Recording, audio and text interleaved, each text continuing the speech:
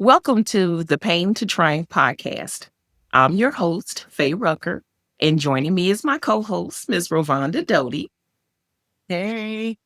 And in today's episode, we're going to be talking with a veteran who happens to be my husband, JC Rucker, who faced an uphill battle, not on the field, but with the VA process going through the system. So his journey of receiving 100% of his benefits was filled with all types of roadblocks, discouragement, frustration. And we felt like it would be a good time to talk about this subject because so many people have such a hard time with this process. But even though he wanted to give up, he had help. So hopefully, as we go through this discussion today, some of you will find this insightful and helpful on your journey. So I just want to say, welcome to the show, JC. No, thank you. Thank you so much, bro. So we're going to just start out by asking you, let's start at the beginning so people get an idea of where this started and how long this process took. Where did your journey with the VA benefits process first begin and what made you decide to apply? So it started in 2002 when I got out, but due to the ups and downs and the hoops that the VA wants you to jump through, I actually didn't go start the VA process until 2011 would have been. And that's after years of you telling me, hey, let's look into that. And other people saying, hey, why don't you look into that? I'm like, I'm good. Got a job. As a veteran, there's nothing, I'm okay. That's for people who really need the Veterans Administration. Yeah, I don't really need it. I'm good. And so from 2002 to 2011, I was good. Or so I thought. You say, or so you thought. Yes, so I thought. Wow. Well, when you did decide to apply, did you have any idea how difficult that process would be? Absolutely not.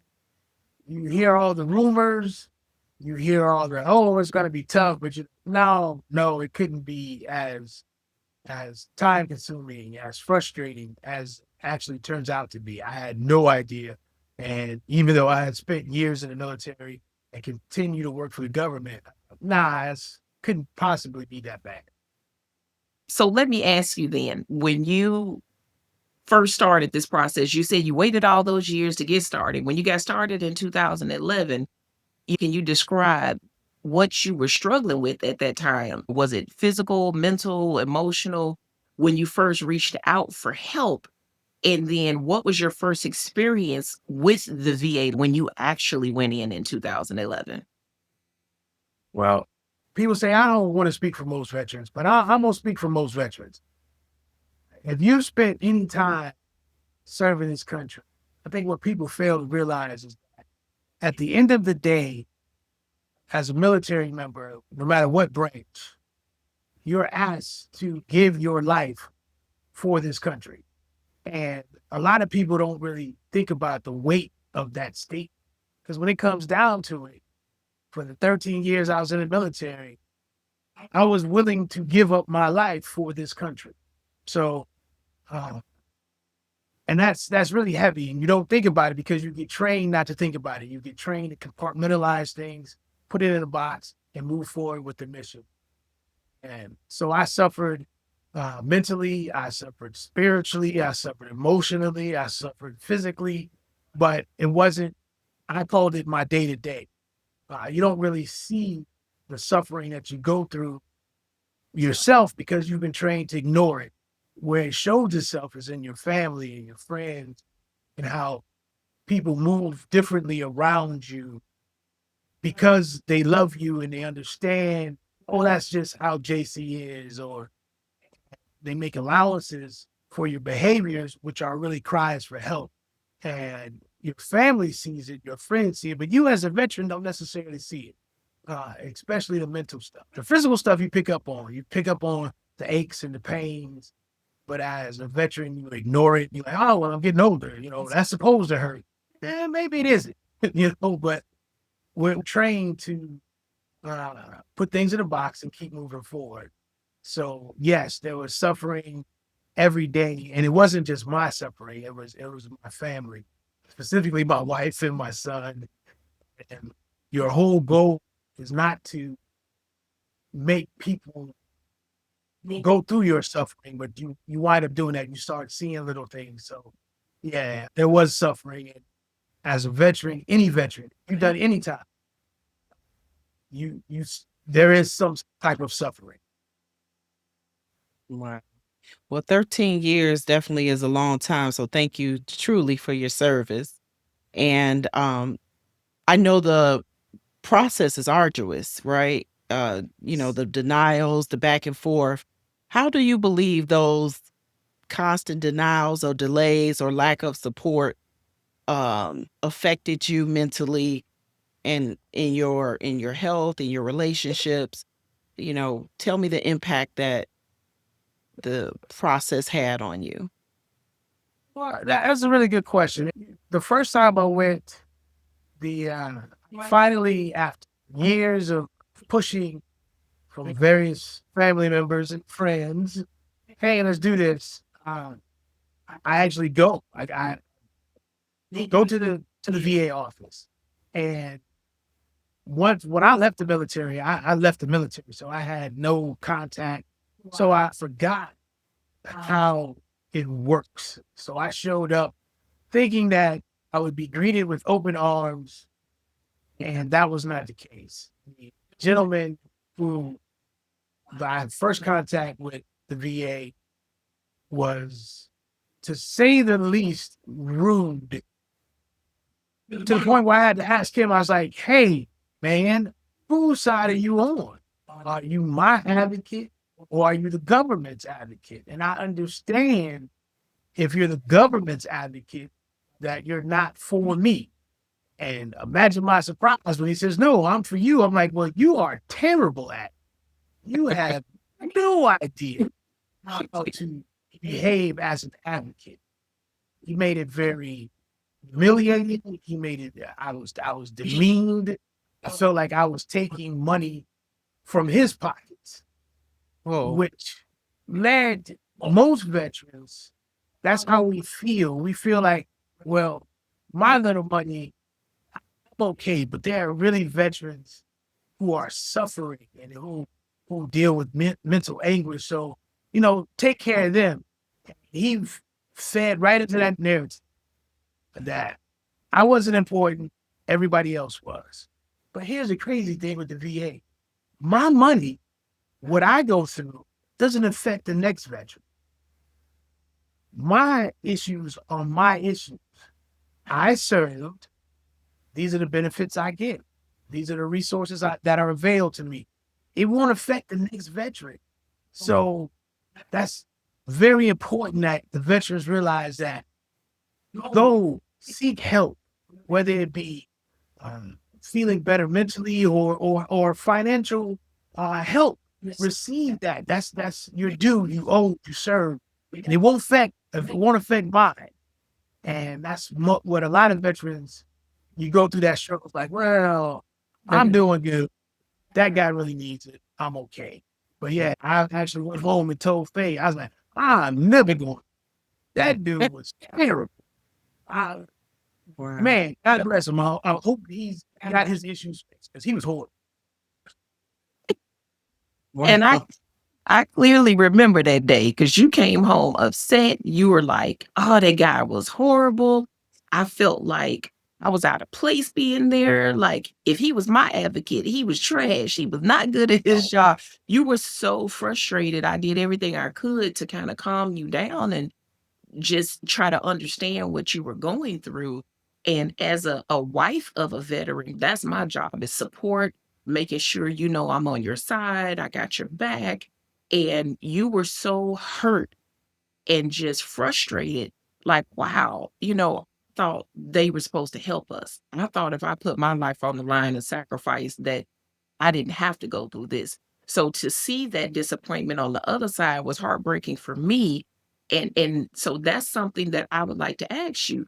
What do you wish more people understood about how hard it is for veterans to get the benefits that they earned? Well, those words, disappointment and hurt, were spot on because that's what I was. I was very disappointed and I was very hurt that when I finally reached out, when I finally took the time to be like, okay, maybe, maybe I need some help, to be turned away in such a manner was a blow. And I believe that's what happens with a lot of veterans is that part of being in the military is that you're supposed to be tough guys, gals, and move forward attacking the mission. And you don't worry about yourself and you're not vulnerable because vulnerability can lead to death.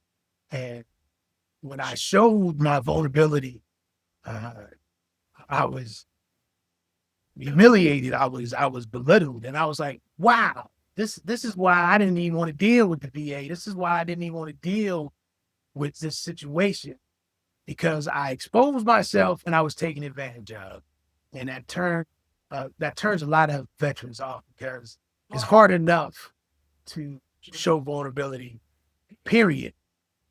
Just as adults and as speaking as a man, to be vulnerable and then have that taken advantage of, that makes it very Yeah. hard. It makes it very difficult to move forward. So I was very angry. I was very hurt.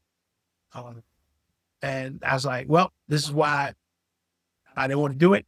This is why I'm not going to do it. And I completely shut down for having any dealings with the VA. I said, well, I served my time.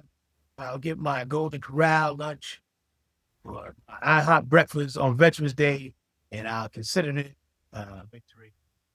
How long did it take from start to finish, when you finally got approved for 100% of your benefits? Walk us through, like, how long it took, and then how many times were you denied?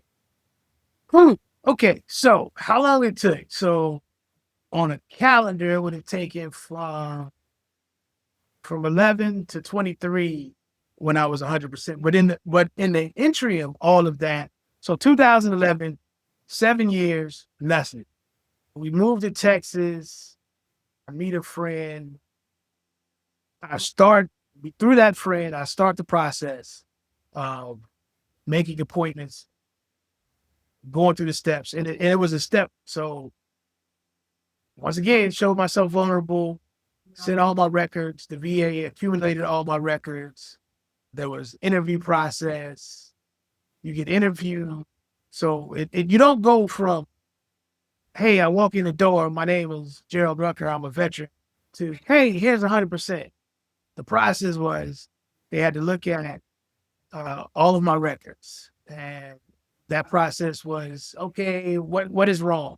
What is wrong with you as a veteran? I was like, oh, well, let me run down the list. I have a whole list of things. And then the veteran, they put a percentage on whatever your ailments are. For me, I had hypertension, diabetes. I'm on a shaming word. I had a large percentage of my initial VA was because as a 18-year-old, I had shaving bumps. I had razor bumps, and it affected my status. That those can get infected. So that was the first stop. 30% because of a shaving waiver, because you need to have service connected issues. All of my problems, all of my issues have to be connected to being in the military service. And it started off with shaving bump. But before that, there was denials on hand injuries, my knees, shoulder, back. So you submit, they look, they say, nope, we don't see the connection. And then you're like, oh, all right. So roll to ask your question, how many times? Probably 5 to 6 times that I got Wow. letters saying, no, you're not sick enough. You're not damaged enough. The damage wasn't our fault, so we can't help you. So Wow. that. So at least 5 or 6 denials. So you have to get knocked down, get back up. Mhm.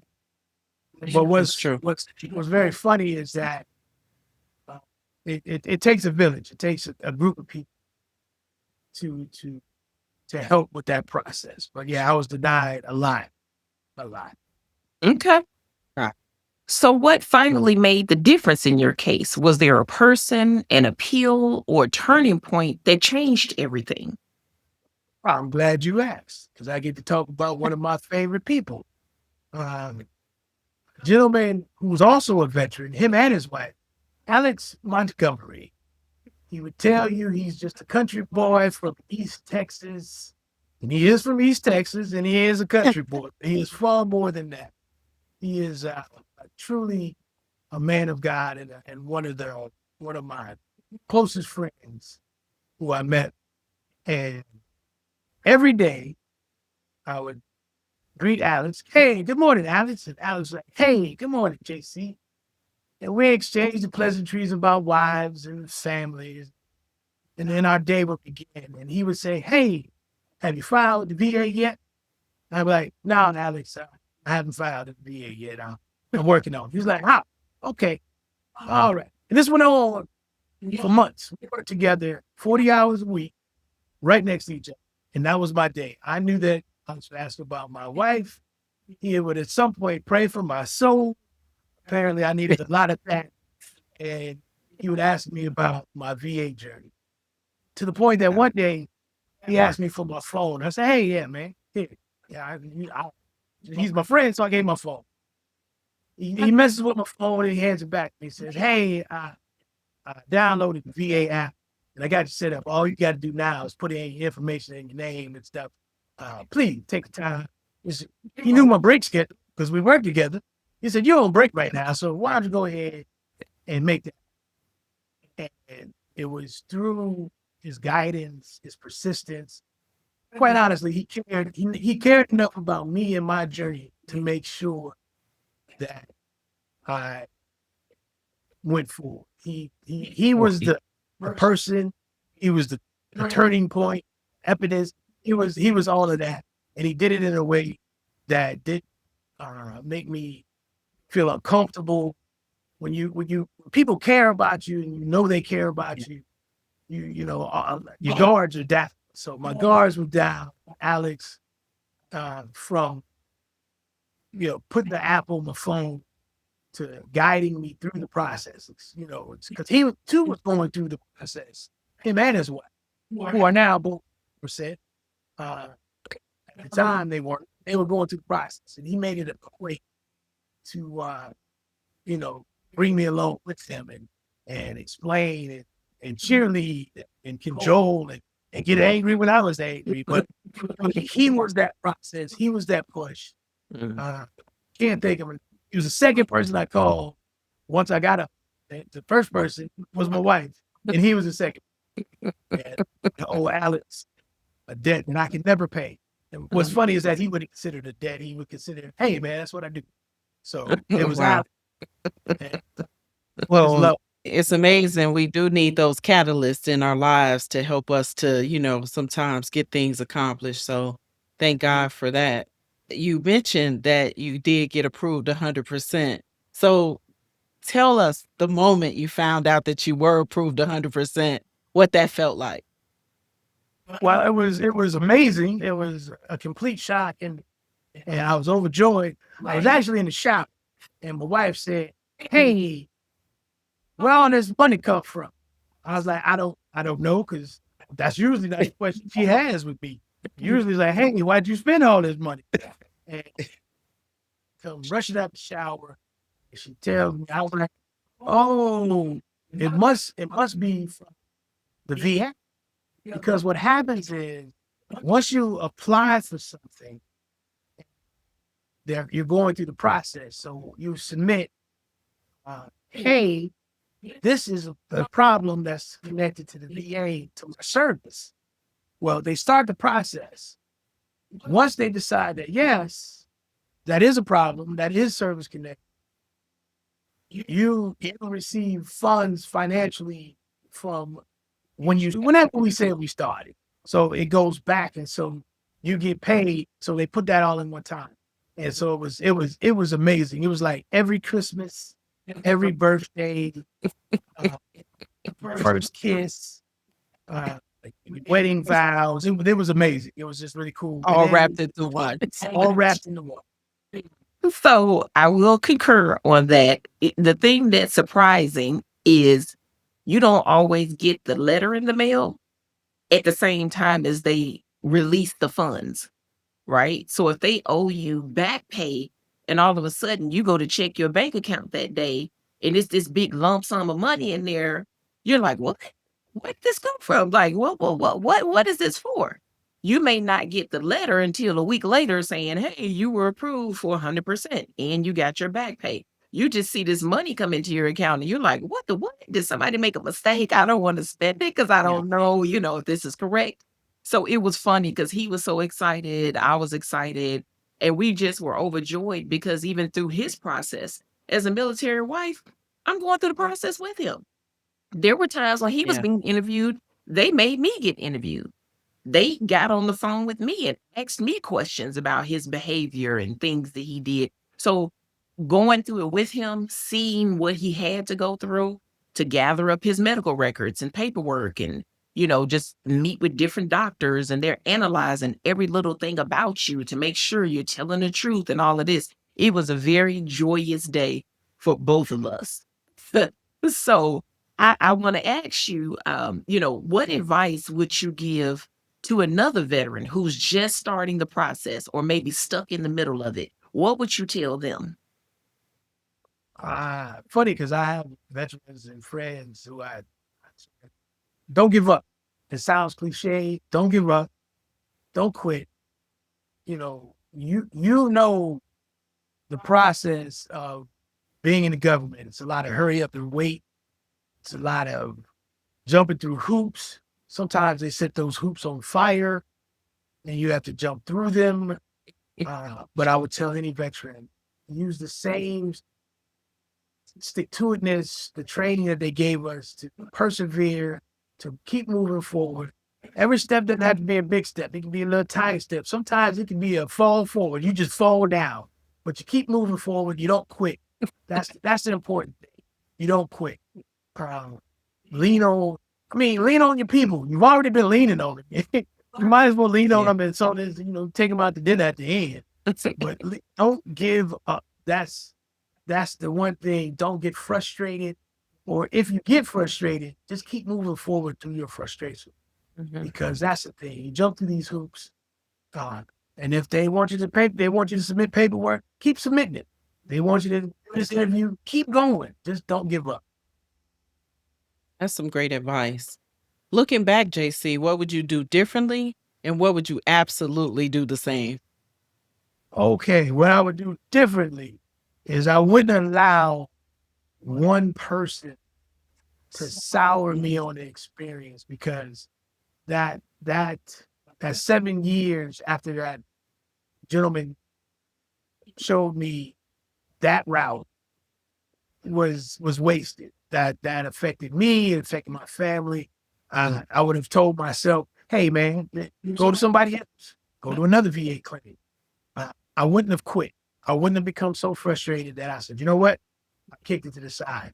That's what I would do differently. I wouldn't give up. I would take my own advice.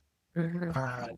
The one thing that I would definitely not do different, that I would do the same thing is once I locked in, once I started the process the second time, I didn't stop. And there were times where it would have been easy to just be like, I'll miss this appointment. I won't. I've been asked the same question 1,000 times. Uh, well, 1,000 times I would give you the same answer. Once I locked in, I'm glad I locked in, and I'm so glad for the support of my wife, my son, my friends. So sharing the experience, I would definitely do the same because once I started the process, once Mr. Alex Montgomery sent me on my path, I you know speaking for other people like, hey, have you found your paperwork? You need to go ahead and find your paperwork. Have you looked at the app? Or Very did good. not, we'll just apply again, Mhm. So do that. That's That's awesome. wonderful. Yeah. Yeah. So it's funny because him being your advocate, helping you through the process, now I see you advocating to all these other veterans, telling them like, "Hey man, I know you may not think you need the money or the help, that you're healthy and you're okay, but hey, you earned it. Go get it. Don't let other people keep it. That's part of your benefits." So it tickles me to see you be the Alex 2.0, helping all your friends kind of walk Yeah, through that yeah, journey. So definitely. let me ask you then, how has this journey changed your outlook on service, sacrifice, and healing? Well, it hasn't changed my outlook. The decision that 18-year-old JC made years ago, I had no idea of the long-reaching benefits that would come from Mhm. it. I joined the military feeling one way about service, and I ended my military service with a deeper appreciation for what that word means: service, sacrifice. Yeah. Uh, I actually got to see it in action.